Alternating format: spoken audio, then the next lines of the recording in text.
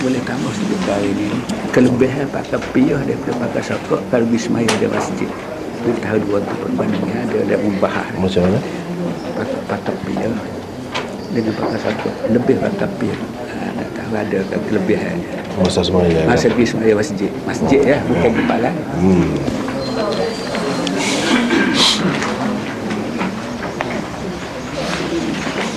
Kita sebenarnya hadis yang pertama tu tak bincang lagi, tapi kita baca dululah bab yang kedua ni, bab yang ke-31. InsyaAllah dah sampai situ. Iaitu muka surat 478 bab 31. Bab naumir rijal fil masjid. Wa qala Abu Qilabah an Anas bin Malik قدم رهط من عقل على النبي صلى الله عليه وسلم فكانوا في الصفة. وقال عبد الرحمن ابن أبي بكر الصديق كان أصحاب الصفة الفقراء.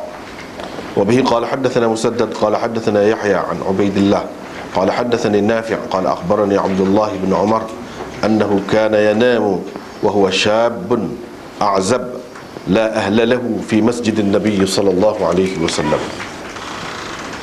وبه قال حدثنا قتيبة بن سعيد قال حدثنا عبد العزيز بن أبي حازم عن أبي حازم عن سهل بن سعد قال جاء رسول الله صلى الله عليه وسلم بيت فاطمة فلم يجد عليا في البيت فقال أين ابن عمك؟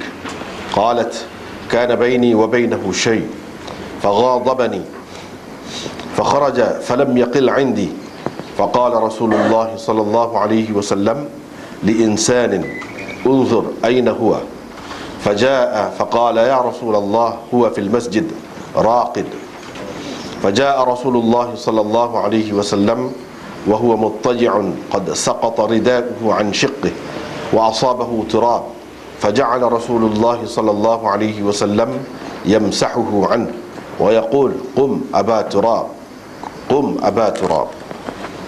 وبه قال حدثنا يوسف بن عيسى قال حدثنا ابن الفضيل عن أبيه عن أبي حازم عن أبي هريرة قال رأيت 70 من أصحاب الصفة ما منهم رجل عليه رداء إما إزار وإما كساء قد ربطوا في أعناقهم فمنها ما يبلغ نصف الساقين ومنها ما يبلغ الكعبين فيجمعه بيده كراهية أن ترى عورته.